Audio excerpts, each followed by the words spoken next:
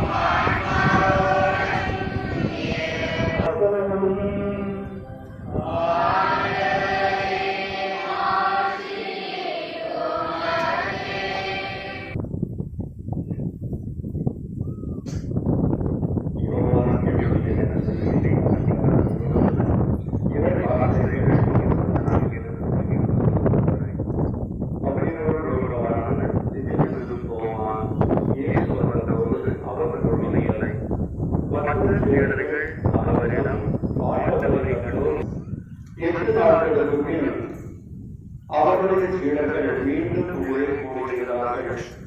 அந்த யோவானும் அவர்களோடு இருந்தார்.